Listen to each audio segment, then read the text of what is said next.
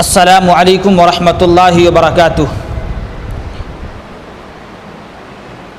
الحمد للہ کفا وسلام علی عبادہ الذین اصطفى، اما بعد فاعوذ باللہ السمیع العلیم من الشیطان الرجیم، بسم اللہ الرحمن الرحیم۔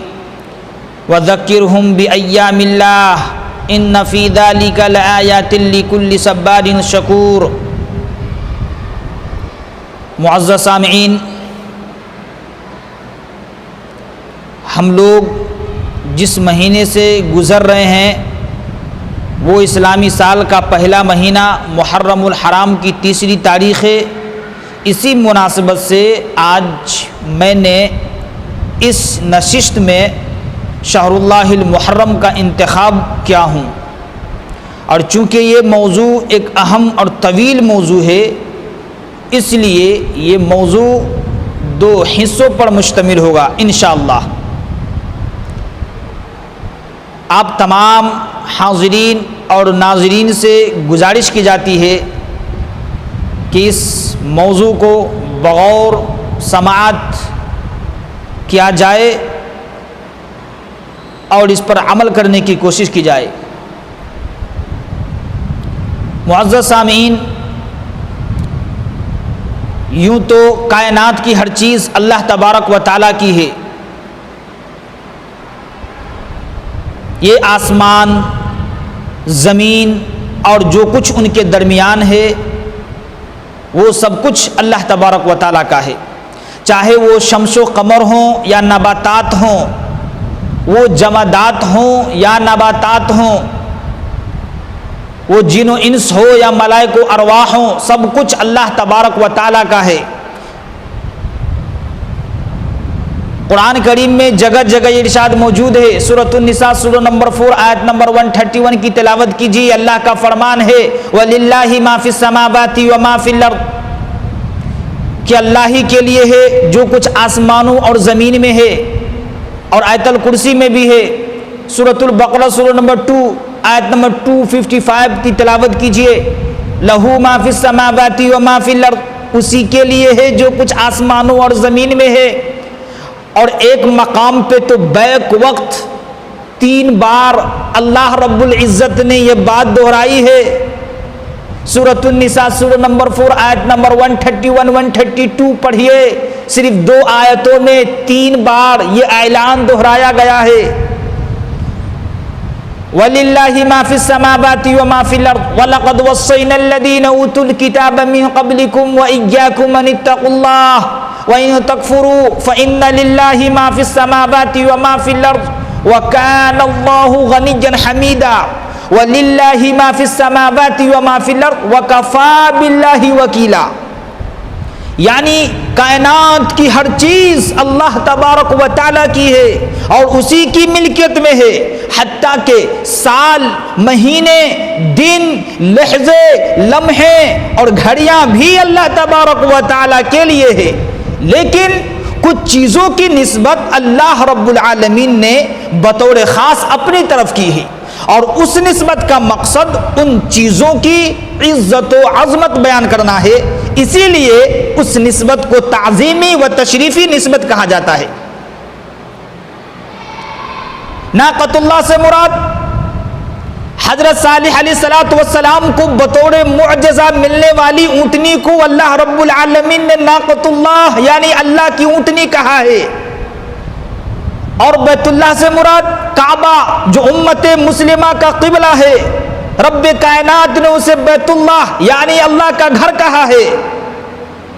اور عباد اللہ سے مراد اللہ کی اطاعت و فرما برداری کرنے والے کو رب الناس نے اللہ کے بندے کہا ہے، اور بقیت اللہ سے مراد جائز اور حلال ذریعے سے حاصل ہونے والی کمائی اور بچت کو اللہ رب العالمین نے اللہ کا بقیہ کہا ہے۔ اسی طرح بعض مہینوں اور دنوں کو بھی اللہ رب العزت نے اپنی طرف منسوب کیا ہے۔ فرمایا وَذَكِّرْهُمْ بِأَيَّامِ اللَّهِ، انہیں اللہ کے دنوں کے ذریعے نصیحت کرو۔ دن تو سارے اللہ کے ہیں، تو پھر بھی ایام اللہ سے کیا مراد ہے؟ تو ایام اللہ سے مراد وہ دن ہے جن میں اللہ تبارک و تعالی نے اپنے مومن بندوں پہ خصوصی انعامات کیے اور مجرموں نافرمانوں کو سزائیں دی. یعنی جن دنوں میں حضرت نوح علیہ السلام، حضرت ہود علیہ السلام، حضرت صالح علیہ السلام، حضرت موسیٰ علیہ السلام کو فرعونیوں سے نجات ملی اور مجرم تباہ و برباد کیے گئے، وہ دن ایام اللہ ہے. اسی مناسبت سے اسلامی سال کے پہلے مہینے محرم الحرام کو شہر اللہ المحرم کہا گیا ہے. یہ اس کی عظمت و فضیلت کی دلیل ہے.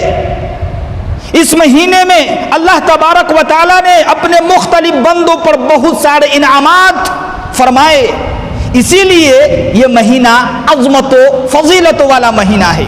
اور اس مہینے کی پہلی فضیلت یہ ہے کہ یہ روز اول سے ہی حرمت والے 4 مہینوں میں سے ایک مہینہ ہے. اللہ رب العزت نے سورۃ التوبہ سورہ نمبر 9 آیت نمبر 36 میں ان 4 مہینوں کی حرمت بیان فرمائی ہے. فرمایا ان عدت الشہور عند اللہ 12 شہرا فی کتاب اللہ، مہینوں کی گنتی اللہ کے نزدیک کتاب اللہ میں 12 ہے. یوم خلق السماوات والارض، اسی دن سے جب سے اللہ رب العالمین نے آسمان و زمین کو پیدا کیا تھا. منہا 4 حرم، ان میں سے 4 مہینے حرمت و ادب کے ہیں. ذالک الدین القیم، اور یہی درست دین ہے، مضبوط اور ٹھوس دین ہے. فلا تظلموا فیہن انفسکم، ان مہینوں میں اپنی جانوں پر ظلم نہ کرو، یعنی ان مہینوں میں نوحہ ماتم نہ کرو، اپنے چہروں پہ تماچا نہ مارو، گریبان نہ چاک کرو.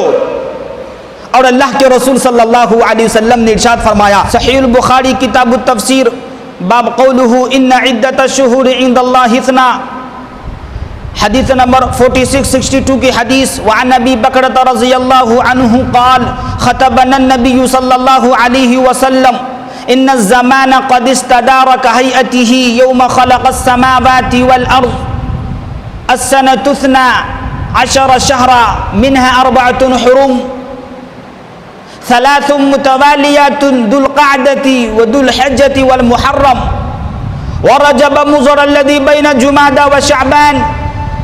حضرت ابو بکر رضی اللہ عنہ بیان فرماتے ہیں کہ اللہ کے رسول صلی اللہ علیہ وسلم نے ہمیں 10 ذو الحجہ کے دن خطبہ دیتے ہوئے فرمایا کہ بلا شبہ زمانہ گھوم کر اس حالت میں آ گیا جب اللہ رب العالمین نے آسمان و زمین کو پیدا فرمایا تھا، اور سال 12 مہینوں پر مشتمل ہے.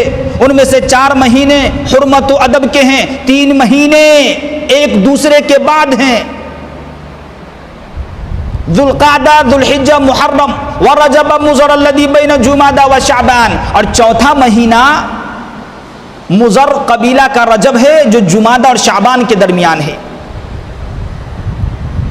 دراصل دور جاہلیت میں لوگوں نے قمری سال کے اندر بڑی خرابیاں پیدا کر رکھی تھی، اور بعض قبائل نے حرمت والے مہینوں کی تعداد میں اپنی طرف سے اضافہ کر رکھا تھا، اور بعض قبائل نے حرمت والے مہینوں کی ترتیب خراب کر رکھی تھی. تو اللہ کے رسول صلی اللہ علیہ وسلم نے یہ ساری خرابیاں دور فرما دی.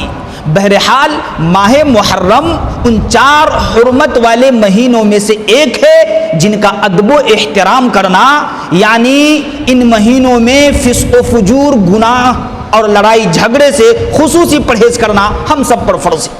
اور اس مہینے کی جو دوسری فضیلت ہے وہ یہ ہے کہ شکرانے کا مہینہ ہے.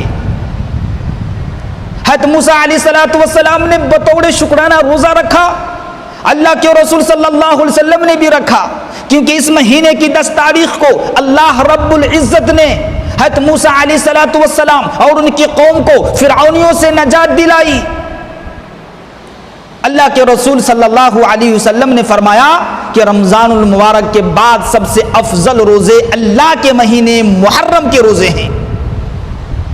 جب اللہ رب العالمین نے اس مہینے کی 10 تاریخ کو حضرت موسیٰ علیہ السلام اور ان کی قوم کو فرعونیوں سے نجات دلائی تو موسیٰ علیہ السلام نے اس نعمت عظمیٰ کا شکریہ بجا لاتے ہوئے روزہ رکھا.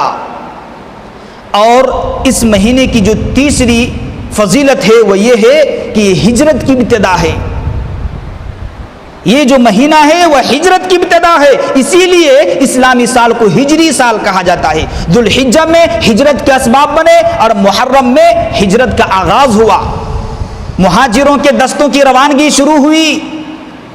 بہرحال قرآن و سنت کی روح سے یہ مہینہ عظمت و فضیلت والا مہینہ اور شکریہ والا مہینہ ہے. اور اگر پیر و فقیروں کی بات کرو تو پیر عبد القادر جیلانی کی غنیت الطالبین کا مطالعہ کیجئے. وہ فرماتے ہیں کہ 10 محرم کو عاشورہ اس لیے کہتے ہیں کہ اس مہینے میں اللہ رب العزت نے 10 انعامات فرمائے. مثلا کشتی نوح جودی پہاڑ پہ ٹھہری، اور موسیٰ علیہ السلام کو فرعونیوں سے نجات ملی، یونس علیہ السلام مچھلی کے پیٹ سے نکالے گئے، ابراہیم علیہ السلام آگ سے بچائے گئے، عیسیٰ علیہ السلام کو آسمان پہ اٹھایا گیا. تو کسی روح سے اس مہینے میں رونا، پیٹنا، چیخنا، چلانا، نوحہ ماتم کرنا جائز نہیں. یہ تو شکریہ کے روزے رکھنے کا مہینہ ہے. اصل بات یہ ہے کہ اہل کفر کی سازش ہے کہ انہوں نے مسلمانوں کے سال کی ابتدا کو ماتمی شکل دے دی. کافروں کی سال کی ابتدا ہوتی ہے پوری دنیا میں مبارکباد کے سلسلے، مسلمان بھی نیا سال مبارک، ہیپی نیو ایئر کے کارڈ اور بینر شائع کرتے ہیں، اور قومی اخبارات پہ دسمبر کے آخری ڈوبتے سورج اور جنوری کے چڑھتے سورج کی تصویریں تک شائع کی جاتی ہے. لیکن مسلمانوں کی سال کی ابتدا نوحہ ماتم سے کی جاتی ہے. یہ ایک یہودی سازش ہے.